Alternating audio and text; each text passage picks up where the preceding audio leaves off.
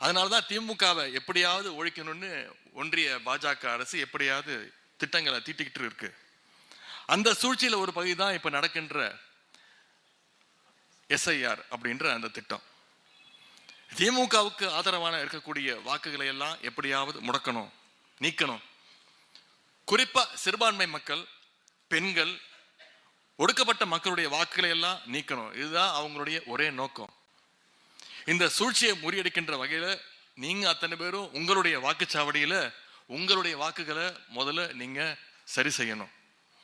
மிகுந்த கவனத்தோடு நாம பணியாற்ற வேண்டும். 2026 நம்முடைய கழக கூட்டணி மீண்டும் வெற்றி பெற வேண்டும். நிச்சயம் வெற்றி பெறும். நம்முடைய கழகம் 7வது முறையாக நிச்சயம் ஆட்சி அமைக்கும். நம்முடைய தலைவர் தொடர்ந்து 2வது முறையாக நிச்சயமாக முதலமைச்சர் நாற்காலியில உட்கார வைப்பாரு. நம்முடைய தமிழ்நாட்டு மக்கள் உட்கார வைப்பாங்க. அந்த வெற்றி கிடைக்கும்.